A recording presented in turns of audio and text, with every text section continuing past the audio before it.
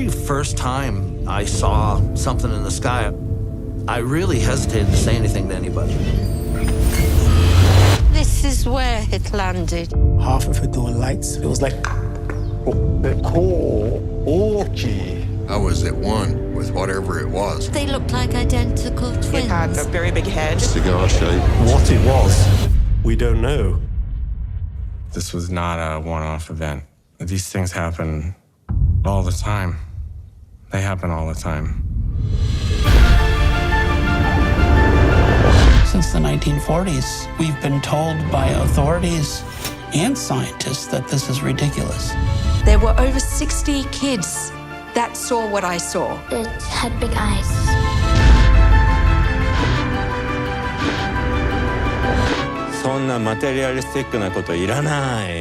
I think whatever people saw was intelligently controlled, and it was not manufactured by the United States or any other nation for that matter. When I've started looking into these stories, we can get files from 30, 40 years ago that we've never been able to see. They were tortured by the fact that no one would listen to them. You know, you try and live a normal life, you try and move on, but it just opens up doors again. My relationship suffered. I suffered. I'm still on my quest. I will find out what happened.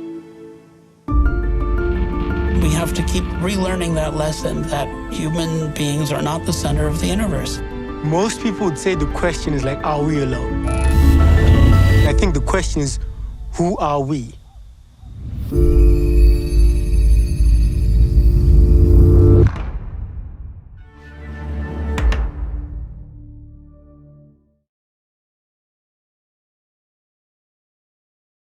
That was the trailer for the new Netflix docu-series Encounters, and this is Factual America.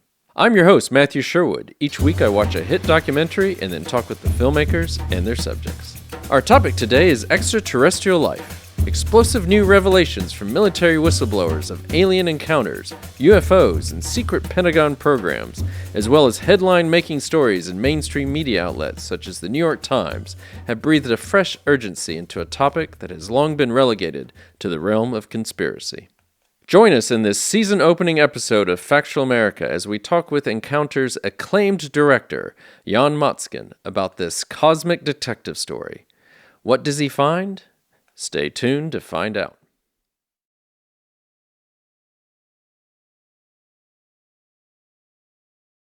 Yon Motskin, welcome to Factual America. How are things with you? I'm good. Thanks for having me on, Matthew. Yeah, it's great to have you on. Just to remind our listeners and viewers, we're talking about the Netflix docu-series Encounters, which releases or released, depending on when you're hearing this, on September 27th, 2023. So welcome again to Factual America. Congratulations on the release of this timely doc. That must be a great feeling to finally get this all wrapped up and out there to the public. Thanks very much. It's been a long road. It took us about 2 years to make it from beginning to end. So it's nice to finally see what people think, because for so long it's just a handful of us working on it together. And I'm very curious to hear what the audience thinks.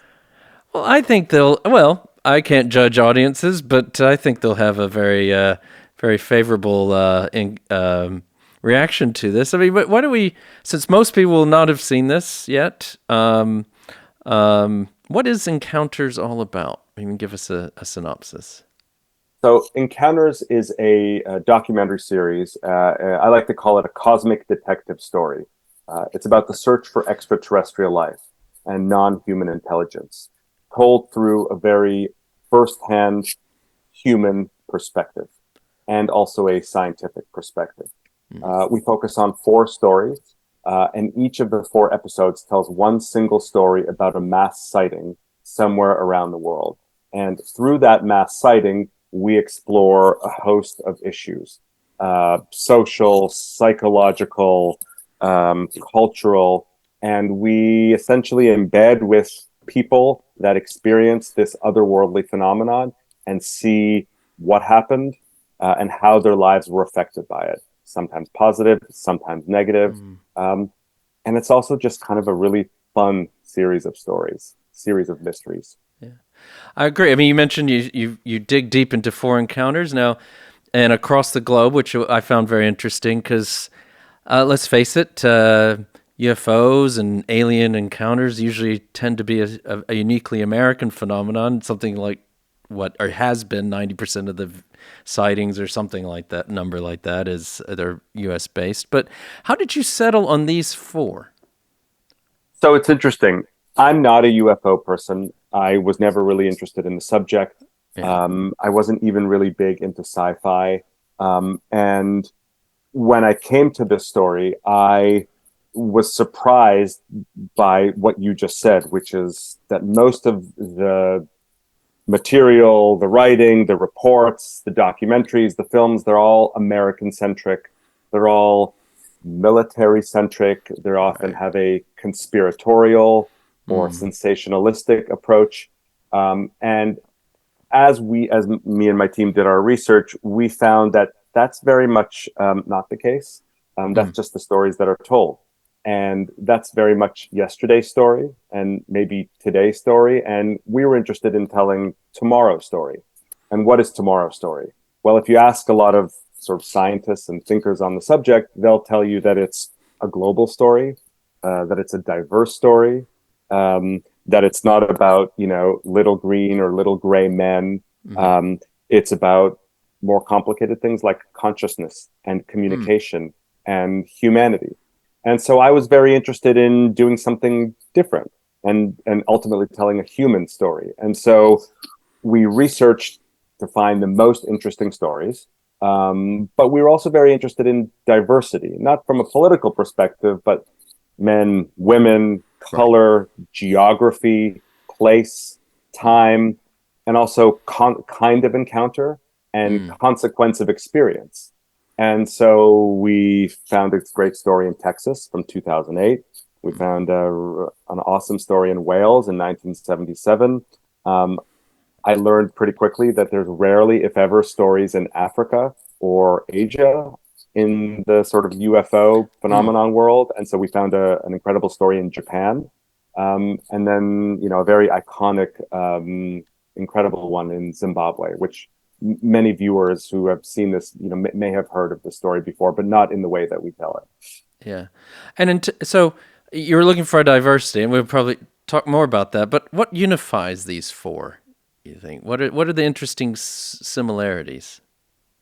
That's a good question. So when you watch the whole series, even though it's seemingly four separate stories, the experiences are all, four different. When you watch the series and you watch the four different stories, they're seemingly different places, different times, different people. But when you watch the whole thing, you start to see the similarities, the echoes, and it's often the experiences are very similar.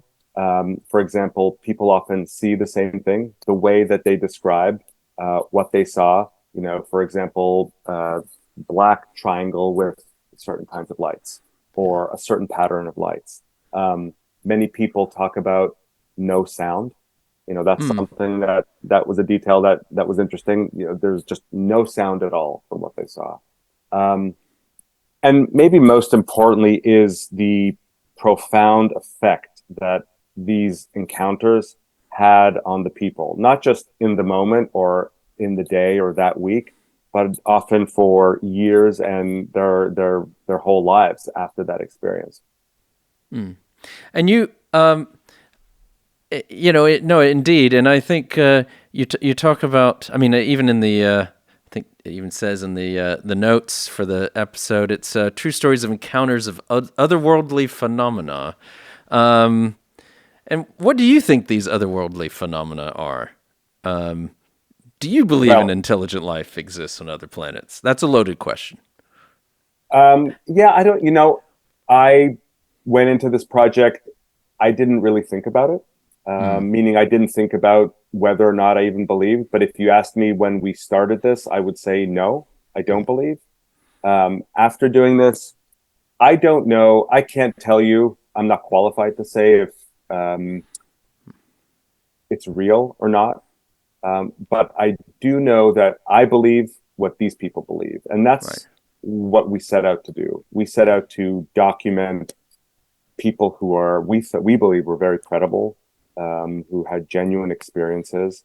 And we didn't talk to a lot of people because we felt that they weren't credible. And so the people that we chose to include were ones that were credible, either because, they had a lot to lose. We spoke to bank presidents, we spoke to high school math teachers, we spoke to principals of schools, successful business people, police officers, people with a lot to lose, people in the public, people who don't really have any incentive to talk. In fact, many of them have a disincentive because coming out in this way for them brings stigma, it brings shame, and for some of them it even brings trauma. They lose their jobs, they lose money.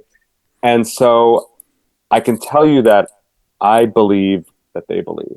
Now, if whatever they say happened or not, I wasn't there, so I couldn't tell you, but it's hard to discount what a lot of them are saying, especially because there's a lot of corroboration. It's not one person in their backyard seeing something. It's dozens, and in many cases, hundreds of people all seeing the same thing at the same time.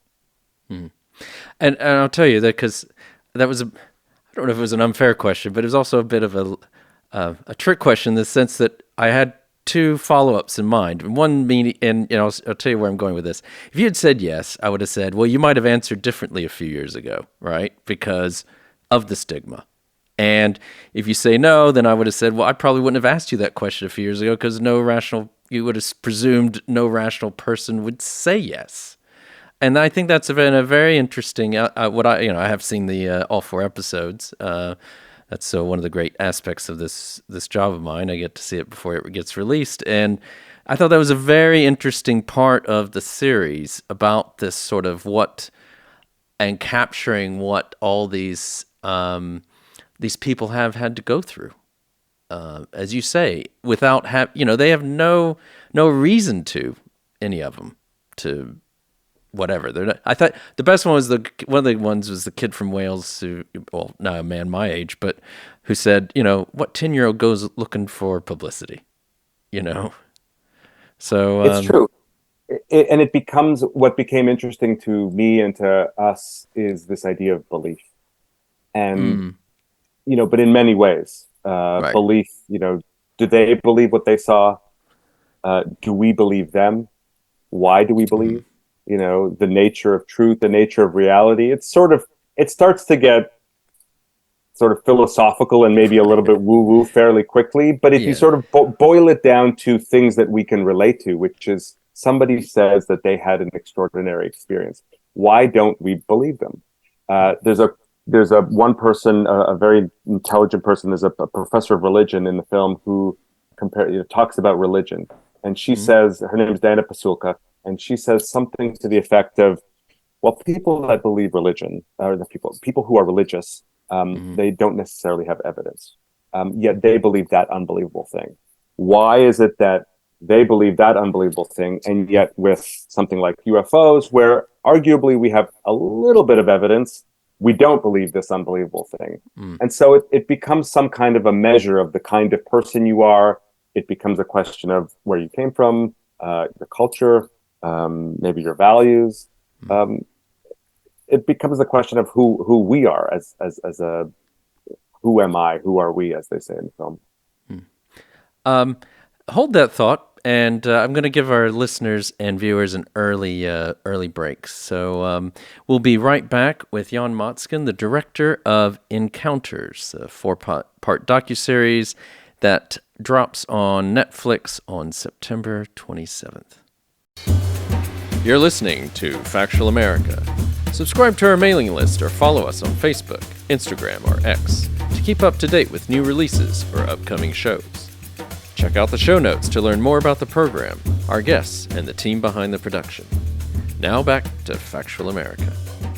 Welcome back to Factual America. I'm here with Yon Motskin, the acclaimed director of Encounters, a 4-part docuseries that is released on September 27th on Netflix. You were talking about, some of these bigger, almost philosophical questions that the docuseries raises.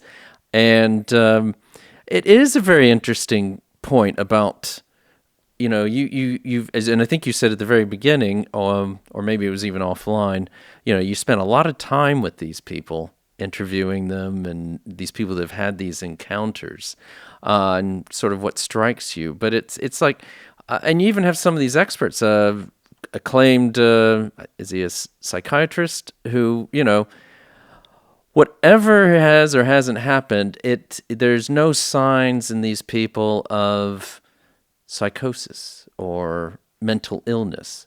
And what they do show are, I'll let you say more about it, but they do show signs of having some sort of trauma or experience. Is that right? Very much so. I'm not a medical professional, so I'm not equipped to comment on, that. So this is all coming from a filmmaker who spoke to them. But people took action. People changed their lives. People went through something. The people that we spoke to clearly went through something. So, for example, we went to Zimbabwe, which there were kids at a school in 1994, 62 kids that all said that they saw 3 spaceships land at 10:30 in the morning at recess in their playground. Right. And some beings came out. And 62 kids saw this, and they all described the same thing, and they all drew pictures, and all the pictures are remarkably similar. That was in 1994, which is about 30 years ago. Right. And all we spoke to, in the film, we feature maybe 6 or 7 of them, but we ended up speaking to offline 25, 30 of them. And they've all been impacted by this 30 years later. Some positively, some have changed their lives. Some have moved to different places, taken on professions that is a direct result of what happened to them. Some, their lives have been ruined because of this experience. But all of them carry this, not all, most of them that we know carry this thing to this day. And the same thing in Wales. And that story happened back in 1977. I mean, that Zimbabwe example is, I think of all the episodes, what's very interesting about that is you have the adamant naysayer. Not to, spoiler alert, but, it's, you have someone there, one of the or maybe it's the 63rd child, who's like, no, I made this all up. I instigated it, and all these people, I mean, it is, these different perceptions are just, how do you square that, So my job as a filmmaker is to sort of present it. And I think the most interesting way to do that is to present as much as we can in an interesting way, and then let the audience decide. I'm not here to tell anybody what is or is not happening, or how these people do or do not feel. But we hope to present it in a super interesting, super intriguing, mysterious, dramatic way. And then let the audience decide. The example that you give is actually very interesting. So there's a man, he's a man now, he was a boy at the time, his name is Dallin, in Zimbabwe, and he was one of the kids, and he said that he made it all up. He said he made it up because he wanted to get out of a certain class, and he tried to create chaos, basically. And for the last 30 or so years, he says that everyone else has been lying. And it's funny because of the 50 plus people that I interviewed for the whole project, he was the one person that after we filmed with him, I said to myself and to my producer, I said, I don't believe him. And he was the one that was saying that aliens did not exist. Right. But that's not to say that I do or do not believe in aliens, but something about the way he was telling the story. And then I didn't even want to include him in the film. And then I had one of my editors, a great editor named Greg O'Toole, said, we have to include him. And because that sort of speaks to the central conflict of the story. Right. And I was worried because I thought that would pull focus of the story. I didn't want this to be a story of did it or did it not happen. To me, and what Amblin and Boardwalk and Vice, we were interested in talking about things like belief and wonder and awe, not debunking. We're not interested in debunking. Right. Other people, I think, can do that. Yeah. And I was worried that including this person would do that.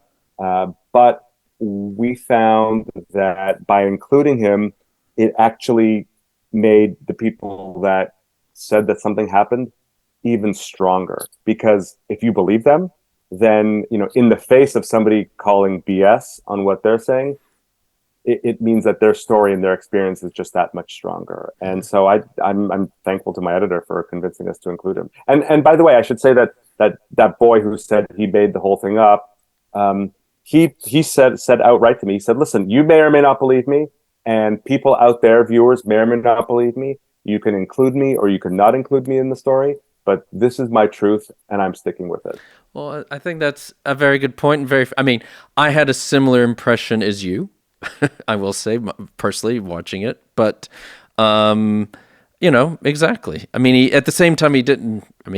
What would he gain as well from coming out and saying, I don't know, but but it was I don't think I would agree with your editor. I don't, and now you've obviously feel the same way too. I don't think it's taken away. I think it certainly adds to it. It was a very interesting dynamic to that. And I think the other interesting story with that, and then also the kids in Wales, is this whole adulthood, childhood sort of dynamic. And, these trained, seemingly excellent teachers, how kids can be, they tell fibs all the time and stuff like that. And you have these kind of dynamics playing it as well. But yet here we are, 40 years later, or 30 years, well, more like closer to 50 years later, you get, in some cases, they're still sticking to their story. That thing has impacted them their entire lives.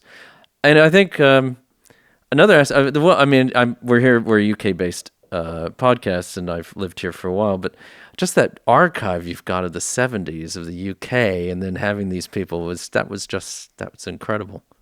It's incredible. My favorite part in the whale story and in the Zimbabwe story is, on one hand, it's tough to make a film that's set in the past because you want to talk to the real people, but obviously people age. What's incredible about the whale story and the Zimbabwe story is the wealth of archive. Right. And we were able to get archive of the characters back then. And then fortunately we talked to them today and we're able to cut them together. So you see, for example, Dave Davies, one of the characters in Wales, who got bullied and this impacted his life. And we talked to him today and we see him as a grown man. And then we directly cut with him as a 10 or 11-year-old boy talking about the same thing. And we see that, and we didn't show them any of the archives. So we see how they've changed, how they've not changed. It becomes, UFOs just become like a Rorschach test sort of on humanity, right? You can almost take sort of UFO out of the story and input anything else. It becomes something bigger. It becomes a story about, media, right? How does the media treat us, or how are we treated by the media? It becomes a story about pop culture, right? How are we influenced by what we see on TV? And then we say, oh, I saw that silver thing. Well, did you see that silver thing, or did you just watch Close Encounters or Arrival? Right. It becomes a story about parenting, right? And what kind of parent are you? Do you believe your kid when they tell you that something extraordinary that you probably don't believe happened at school? Or do you not believe them? It's interesting. It really, I have to say, it really moved me in many, many ways that I did not expect working on this and making this series of films. And how did you become involved with this project? Was this your idea, or? I wish it was my idea. No, I was approached by, before this, I had done four films and projects for Netflix. So I was approached by Netflix. And then separately, I had known the other companies, Boardwalk, Vice, and Amblin. And I actually, each of them approached me independently and said, hey, we have this project. I said, oh, great. What is it? And they said, well, it's about aliens. And I said, I am not an alien guy. I've never done anything about aliens. What is it about me that... And they said, it's because you're not an alien guy that we want you. And then I actually I didn't want to do it at first. And then I came back to them and I said something about if we can tell it if we can focus on telling a human story, if we can tell a narrative and sort of not make it, if we could tell a cinematic human narrative driven story, I'm interested. And fortunately for everybody, they were 100% behind us. And you mentioned earlier that none of you were interested in debunking. And I guess that was the case with, say, and I think, was it fortuitous to having Amblin on board because of Close Encounters and things like that? I mean, Amblin Television and the connections with Spielberg and that sort of thing. I mean, it's fortuitous is one of the things of having Amblin on board. I mean, of course, Steven Spielberg and his company Amblin have made, some of the greatest and most seminal films of the last 40 or 50 right. years. And to have sort of their support and their vision, and I don't say this lightly, they were incredible. They never said debunk or not. They never sort of told us what to do. Right. Because they never told me what to do. I sort of proposed how I would go about it, and they fully supported that approach from the beginning. Amblin, Boardwalk, Vice, and Netflix. Everyone. We were very having that many people in a room or in a virtual room together. Sometimes could be a recipe for trouble. In this case, we were all aligned throughout the whole process. And I guess you just said it took a virtual room, and I've just put the numbers in my head, and it took 2 years to make, or at least. So a lot of this you were having to do a lot of this during COVID, weren't you? Actually, no. We started it in late 21. Okay. I mean, I guess I made another series that was entirely during COVID, entirely remotely. Right. This one, I mean, COVID is, I don't know. It's still around, but yes. It's still around. So we started at end of 21, and then we finished it sort of early 23. Okay. So not as limited as you were, obviously, as you know from your other experience. We traveled around the world for it. I went to Zimbabwe twice. We went to Japan, Texas multiple times, Wales, London. I logged a lot of miles in 2022. One thing we haven't talked too much about the Texas and Japan experiences, but did Japan surprise you? That must have been a bit, I don't know. I know what your conceptions are of Japan, but it seemed, I was really found that interesting. This sort of, it was very interesting insights in terms of the Japanese culture and how they can square these seemingly sometimes contradictions and differences. That's exactly why I wanted to do a story in Japan, because we see in that story how, whereas in America, oftentimes when somebody says they see lights in the sky or a UFO, it sort of goes into the realm of military, or is it a threat? They're here to attack us or take over us or colonize us or whatever. In Japan, it's the complete opposite. They're here to help. Yeah, exactly. So that's an incredible story. We were interested in that for a number of reasons. One, doing a story in Japan because we'd never seen a story in Japan before. Two, because of the different perspective. It was not threatening. It's about healing and balance, and maybe they're here to help. We were interested in exploring this idea of nuclear power, because that story takes place around 2011, when that terrible earthquake and tsunami, and then the nuclear power plant meltdown. Yeah. And suddenly there's lights in the sky and strange activity going on around that. And we were interested in exploring that potential connection, which has been documented. But, the perspective of Japan culturally is fascinating. They don't talk about the sort of natural and supernatural are not two separate things, as they talk about in the story. You wouldn't even talk about them as two separate things. They're just one. And so this idea of lights in the sky, well, maybe it's extraterrestrials or UFOs. Maybe it's what they call Hidodama, which is souls of the dead. Or maybe it's something else entirely. It could be, ghosts or... And I was very fascinated about that intersection of the extraterrestrial, supernatural, and spiritual. I think and also my children will be happy. I think I finally have an appreciation for anime, or kind of a better understanding of it. I think, well, and I think that's it's just to say from my own personal standpoint, it's not the. I didn't know what to expect going in. It's not the series I expected, but it's and for the very good reasons. It's not this militaristic, scientific debunking or promoting. It is a very real and human, human experience. And at least as I get older in life, I realize more and more how much we all see things and perceive things so differently. And even those same people who are in the same room. So thanks for making this. Before we go, just want to ask, what's next for you? Thank you. So I'm making I'm making a feature doc for Netflix, and I'm writing of a new film, scripted film, and I'm trying to drum up something maybe we could do with, the partners and I all had such a good time. So Amblin, we might, do another thing together, both documentary and scripted. Yeah.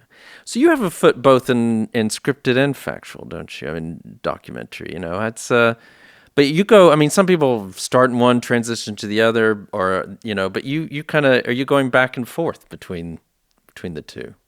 Yeah, I originally started in scripted. I'm a writer, director. And then at a certain point, I don't know, 5, 6, 7 years ago, I got bored and not bored. I got tired of waiting around because scripted takes a long time to make. Right. And so I started making documentaries because I like making things. Yeah. And you could move a little bit quicker. But I'm always interested so I go back and forth. So I write movies and I direct. So I do go back and forth. And now I think films and series are at a place where documentaries are, look like scripted films. Yeah. And a lot of scripted things sort of have the feel of authenticity. And I think there's a blending, and I'm very interested in the blending of truth and fiction, both in form and in content. And so at the end of the day, if it's a good story, then it's a good story. Well, on that note, I completely agree, and I think maybe we end on that note and give you the last word. So, Yon Motskin, thank you so much for joining us here at Factual America. It's been a joy talking with you, and just to remind our listeners, we've been talking about Yon Motskin, director of Encounters. If you haven't checked out the 4-part docu-series yet, it is on Netflix, certainly as of September 27th.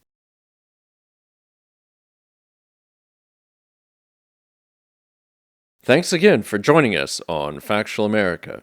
A big shout out to everyone at Intersound Audio in York, England for their great studio and fine editing and production skills. A big thanks to Amy Ord, our podcast manager, who ensures we continue getting great guests onto the show and that everything otherwise runs smoothly. Finally, a big thanks to you, our listeners. Please keep sending us feedback and episode ideas, whether it is on YouTube, social media, or directly by email. And please also remember to like us and share us with your friends and family, wherever you happen to listen or watch podcasts. This is Factual America, signing off. You've been listening to Factual America. This podcast is produced by Alamo Pictures, specializing in documentaries, television, and shorts about the USA for international audiences. Head on down to the show notes for more information about today's episode, our guests, and the team behind the podcast. Subscribe to our mailing list or follow us on Facebook, Instagram, and Twitter at Alamo Pictures. Be the first to hear about new productions, festivals showing our films, and to connect with our team.